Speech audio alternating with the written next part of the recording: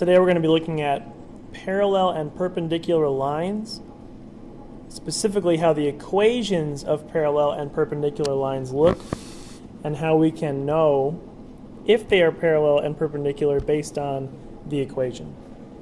Okay, so let's first do some graphing, and we can kind of remind ourselves what parallel and perpendicular means. So for this first example here, we're going to graph these lines, all four of these lines on the same coordinate plane. So y equals 1/2 x plus 4.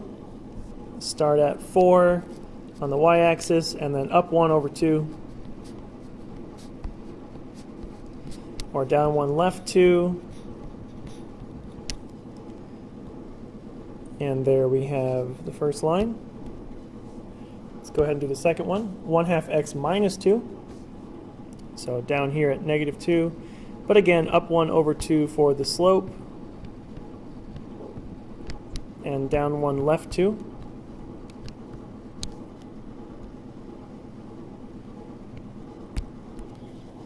All right, let's do the second set. -3x plus 5. So up 5, and then down 3 over 1.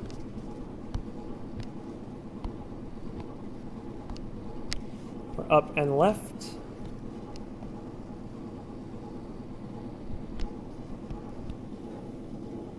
And then the last one, -3x minus 4.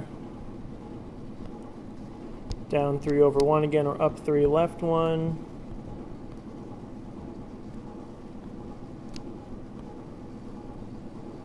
There we go for that one. So clearly these two sets of lines are parallel. These two being parallel, and then these two being parallel. Because remember, parallel lines don't intersect, they go the same direction. And so you can see these pairs of lines will never touch. So these pairs of lines are parallel. Let's take a look at the next set, which you could probably guess what's going to happen here, but we'll just go ahead and graph them and see. So the first one says y equals 2x minus 1, so that's down 1, and then up 2 over 1 for the slope, or down 2 and left 1. And there's that first line. Let's do the second one, -1/2 x minus 3. So we'll start at -3 and then down 1 over 2. Or up 1 left 2.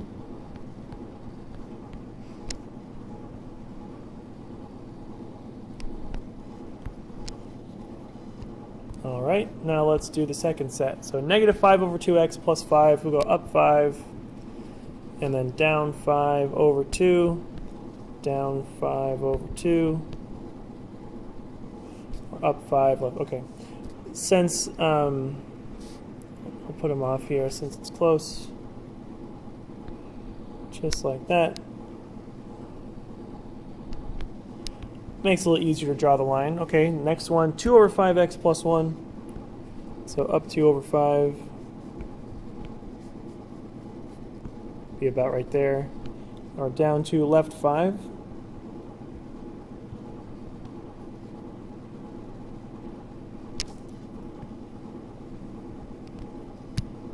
Okay. So now looking at these, we can tell that the red lines here are perpendicular. They do meet at a 90-degree angle. Remember, that's what perpendicular means. Same with the blue lines. They meet at a 90-degree angle as well. So these pairs of lines are perpendicular.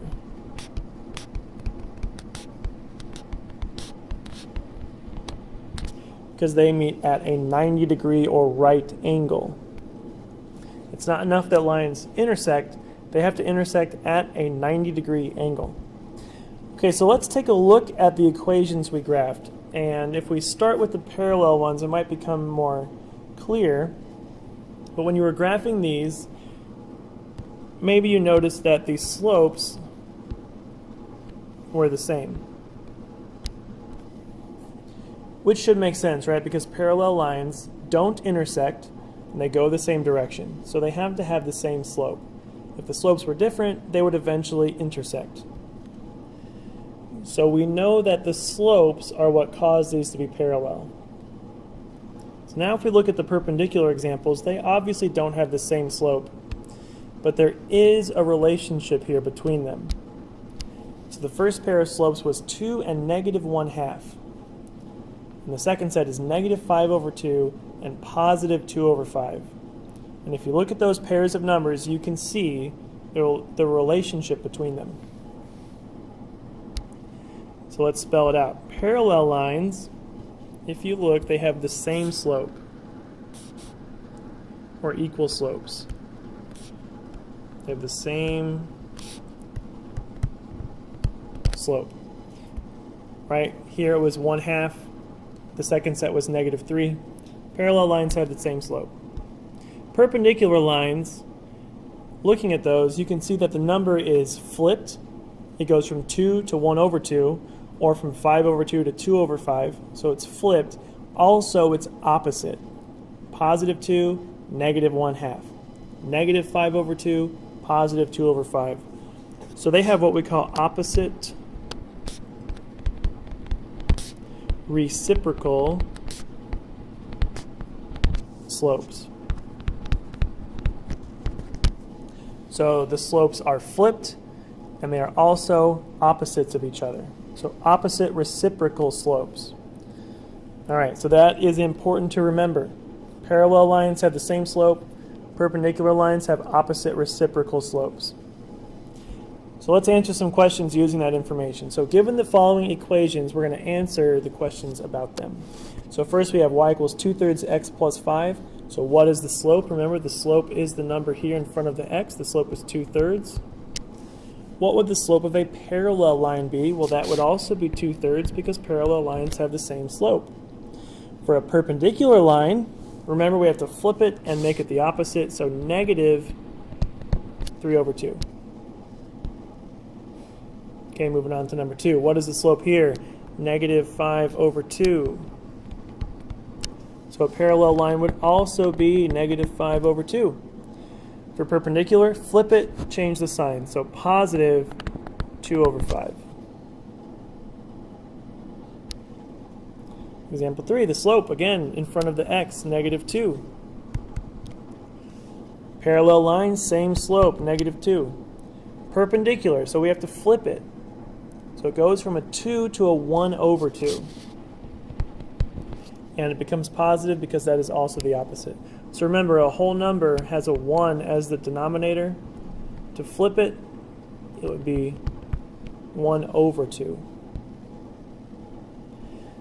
Number 4, we have y equals 5x plus 2. Again, with the 5, that is the slope. For a parallel line, it would also be 5. Perpendicular, you got to flip it, change the sign, so -1/5. Last question, 4x plus 3y equals -12. What is the slope? Well, we have to solve this one. So 4x plus 3y equals -12.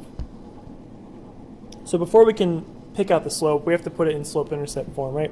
So first thing we'll do is move the x away by eliminating it from this side. Remember, you can't combine those two numbers because one has x, one doesn't. So we're just going to write the -4x first and then -12. We do want it to be in slope-intercept form. Divide everything by 3 to finish the problem. So y equals -4/3, just leave that fraction, minus 4. -4/3 x minus 4. So there's the equation in slope-intercept form. So we know the slope now is -4/3. We know a parallel line would also be -4/3. And we know a perpendicular line is going to flip it and change the sign. So we flip it to 3/4, and it is +3/4. All right, so just some basics about parallel and perpendicular lines and how their slopes compare, and this will be important for the next section.